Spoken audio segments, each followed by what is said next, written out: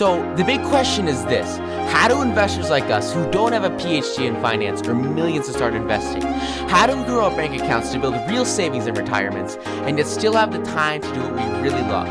That is the question, and this podcast will give you the answer. Hey guys, John Luke here of the Stock Market Secrets Podcast. Super excited to bring you a very, very special episode today, coming from putting the sheets on a bed. But, really cool, fun night tonight. And, there was something that someone said today that really kind of got me, like, just thinking. And it was just kind of like something that, like, I've heard it a lot from family, from friends. And a lot of it's cool, it's genuine and it's out of concern.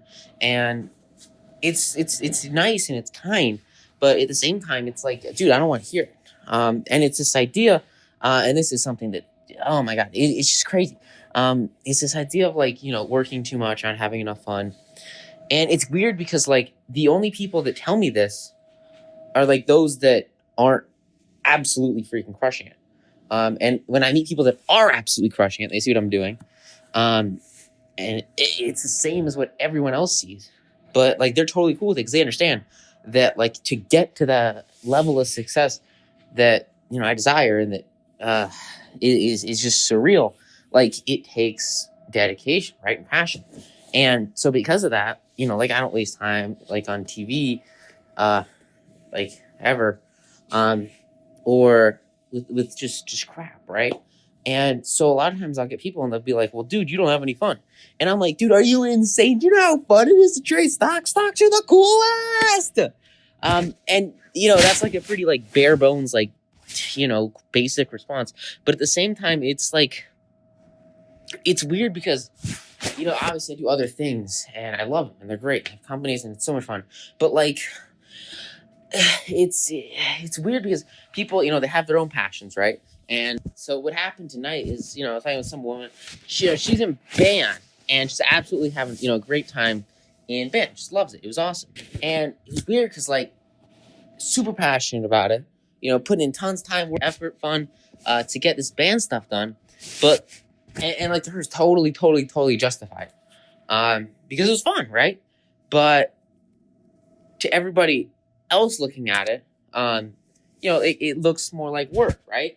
Like if you're putting in 8 hours a day into something, I mean, that looks like work to most people, especially if they don't understand, how freaking awesome it is, And so because of that,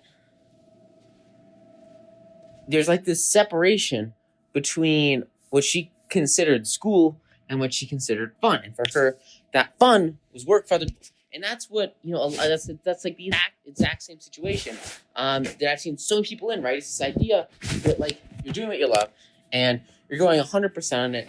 You're going hard because you know that like by doing it, you're going to have the success that you desire. And it was cool. I was reading this one book today, The Magic of Thinking Big, and I'm so super excited. Like, get a book review on it's going to be awesome. But early on in the book, what the first thing he does is like define success. Like, what is success? And for him and for so many people, it's just like a bundle, right? It's the idea that you don't have to worry about things. Like you have what you desire and what you could desire. So you have the freedom to go out and do what you love. For me, like that came when I realized that like I could create tremendous income working just a couple hours a day, trading 9 to noon. And like that changed my life and it changed my viewpoint and everything. It's just been so dramatically different ever since then. But like the important part with that is recognizing like where you want the impact to come from and then figuring out, well, what are you going to do with the other 10 hours a day? For some people, that 10 hours is spent doing, like quote nothing, right? Like I have so many people, what they do for fun, right? And for fun, that's a kind of a keyword for when you have spare time. And, people ask me that, I'm like, trade stocks, run companies, I love it, it's awesome. But when I ask a lot of people that, they'll just say, oh, I don't do anything. Like I literally had this guy, he said he didn't do anything. Like, oh my God. How, like, and see, I think the problem, it stems from a deeper issue. And of course, that deeper issue is not having like overarching long-term goals. And it's a problem that so many people have, which sucks because it's like the ultimate guiding force in my life is this overarching goal statement that I read like twice a day, every single day before meditation. And that has just changed everything for me in the past 4 years. But like, some people they just don't put in the time, the effort, whatever, to get that initial goal statement done, which is crazy. Because like the instant that you get that going, everything changes. Because now instead of like everything being work or grind, it's fun, right? Like people say, "Oh my God, you work all day." Like I don't feel that way. I feel like I'm having the best time ever. I'm doing exactly what I desire to do, working in my prime state, right? Like the thing that I feel like I was put on this planet to do. And yet so many people, they look at it and they're just like, too much work, and they try to drag down, which sucks. Because like, and I feel like there's a lot of people in this situation, right? Like you're doing what you love, you're doing what you know will create that success and that dedication. And it sucks because especially if you're working kind of more like entrepreneurial, like for your own thing, a lot of times one of the key defining features of uber successful and wealthy Americans is their ability, and this is something that's really profound, their ability to work without pay for an initial period of time. So like for me, right, like I wrote a book, okay? While I was writing that book for like a year, teaching the concepts and then, writing it and editing it, making a title and signing it and, all that stuff. There was a sum total of 0 people that paid me any money before publishing date.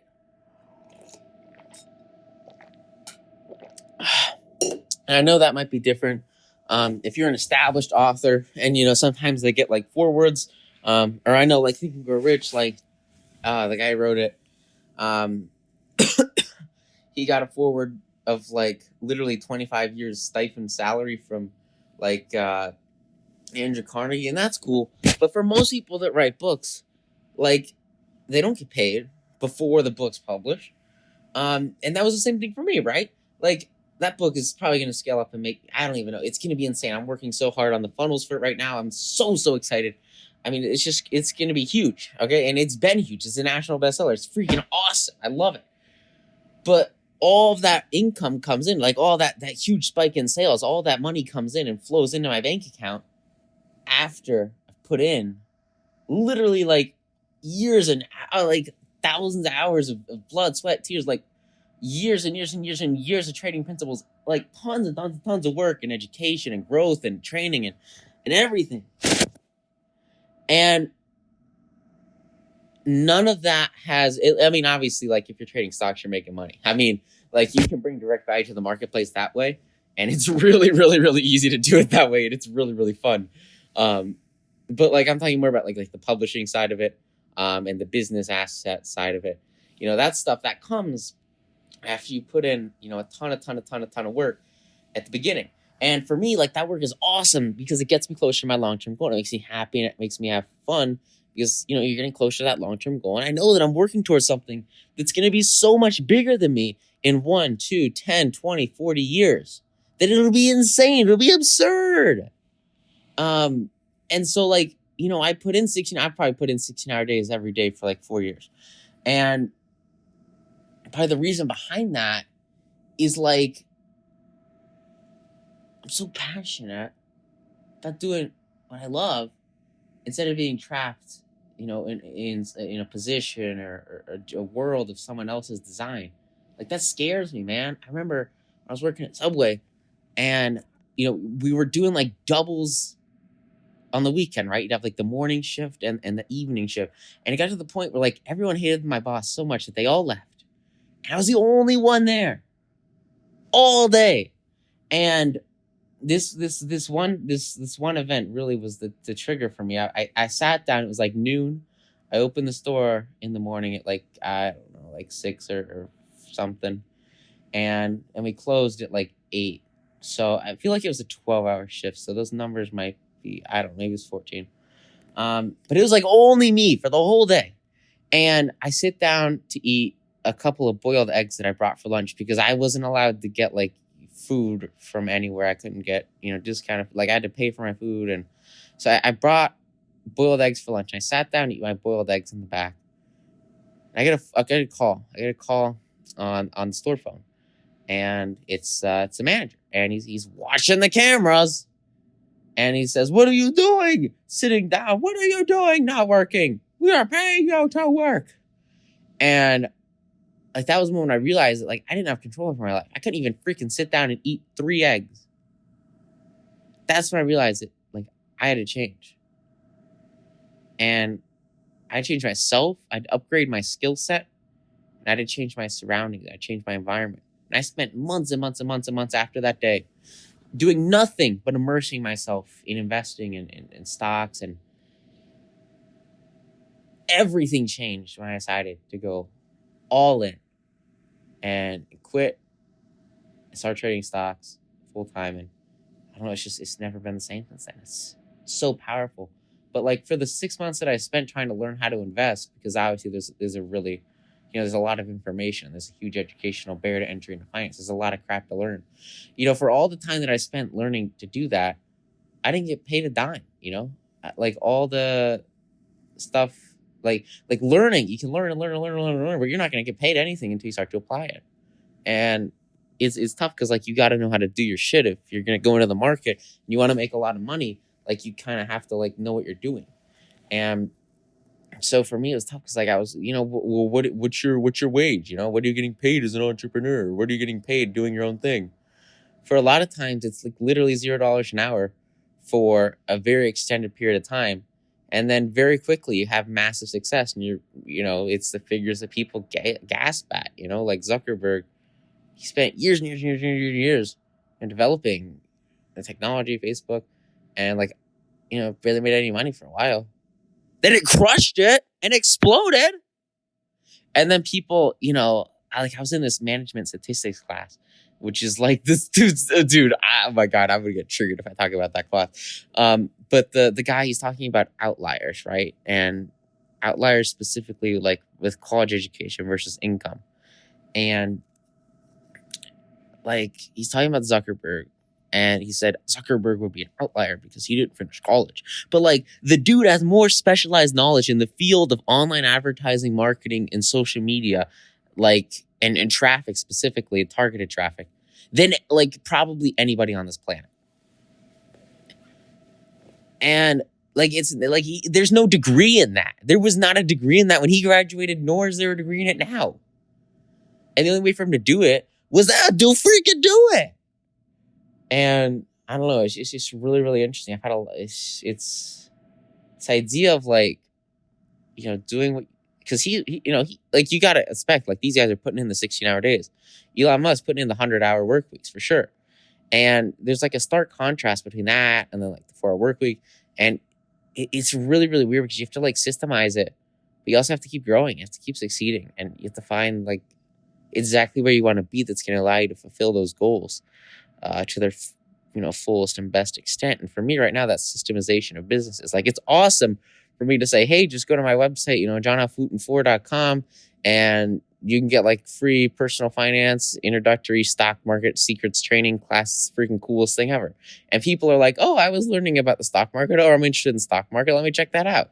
Like that's cool because I can leverage that and I create business systems and automation around that, which is awesome.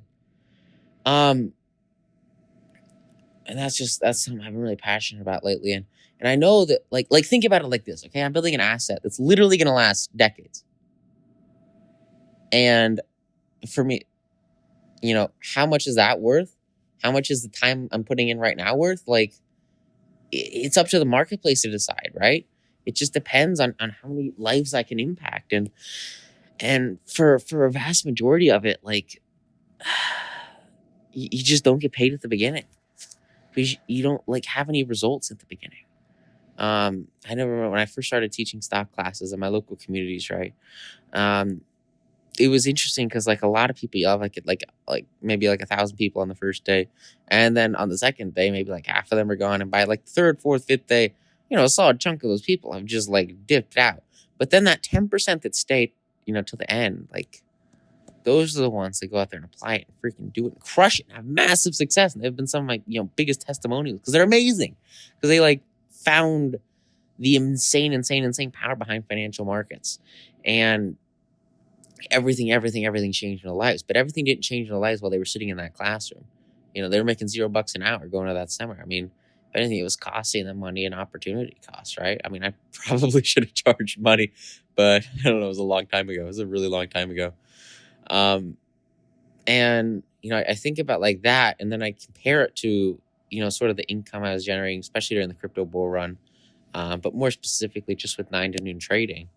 And it's like the payoff is right around the corner, but a lot of people they don't they want to have like x-ray vision. They want to see through the glass. They want to see through the brick wall that's actually creating that corner, instead of just going and going and going and going hard, and realizing that maybe they're not going to make a dime until they cross that bridge. They go around the corner, but the instant that they do, I mean, there's just so much waiting on the other side. It's insane. It's just a vast abundance of wealth out there, and it's something that so many people, I feel like, just don't look good. It gets looked over, whatever. But it's a serious problem. And I remember I was taking the Uber ride back home tonight, and I was talking to this guy, and I think I'll finish up with this because holy crap, man, it's really really late. And he says he's talking about how he works at a warehouse, which is awesome. And he's looking at like investing in stocks. And apparently his like grandma was a stockbroker, which I think is absolutely cool as heck. Because for those of you guys who don't know, like most stockbrokers are just like salespeople for financial assets. So they'll just like sell, cold call people, sell them assets that they probably shouldn't be investing in. At least a lot of the time. And if you guys have seen like Wall Street, like in 1987, like really, really, really good movie. It's all about, at least a good chunk of it, it's like half insider trading and half salesman of stocks and investments, and it's really really cool. It's one of those older movies because like you can tell because the tickers they go by eighths of a penny instead of cents, which is really really cool. But anyway, I was talking to this guy, and it was interesting because I'm like, oh, why'd you start driving? He was new with Uber. Why'd you start driving with Uber? And he said, oh, I need some more money, and I'm like, yeah, well, doesn't everybody, right? But for me, like, I think about that, and then I think about like assets, right? And, my goal isn't to like figure out how much time I can put into a job or work. My goal is to figure out, how long it's going to take me to build an asset that can create income, that can create wealth, that can grow and grow and grow and grow. And obviously, he probably had like a more traditional look at like what you can do in the market. Because I started talking about investments, and he was like, yeah, I mean, it's cool if you look at, what those you can do, and you put your money in a stock for years and years, and it grows and it compounds and it compounds.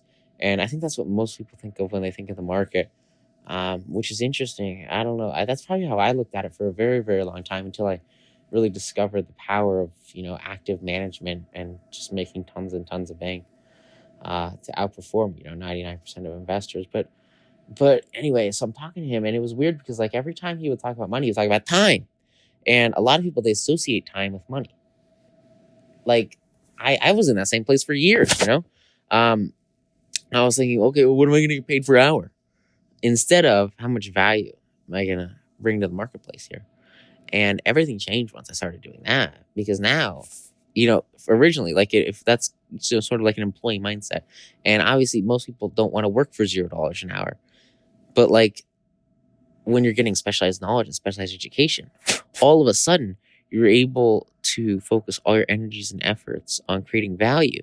And you know that you're building up the value. You're building up this huge data, like this huge bank of value. And you can then withdraw on it later and turn it into cash, turn it into assets, turn it into income, turn it into wealth. Through the power of investments in yourself, investments in economies, investments in assets. I mean, it's all assets, dude. It's all assets. That favorite word. And you got to dissociate time, right? Because like, like a house, if you're going to buy like a house for real estate or whatever, like it doesn't care how much time you spend. It's an inanimate object. Like time is irrelevant. It doesn't matter. With stocks, people don't care how much time you spend in researching a company. It either goes up or it goes down, like, oh my God, I've seen some analysts, they like write up like 70-page reports on a company. And I'm like, dude, like, what does that even freaking do, man? Like, let me look at the chart. Give me like 10 minutes. I don't know. It just depends. And that's, just technical analysis. I mean, that's what I teach in the book. That's what I'm so passionate about. And there's obviously fundamentals behind it too. For sure. You gotta know what you're doing. And that's why I try to teach it really well. But please dissociate like time from money and start to think like, what's the value I'm giving here? I remember, like with bus drivers, right? There's a lot of bus drivers. There's a ton of buses on campus, and they're talking about like how they want more money so they can spend it on Black Friday and stuff like that. And I'm like, well, why don't you like think about the environment you're in, right? Because so many people, they just go through the routine every single day and the same routine. And then they get their paycheck, they spend it, whatever.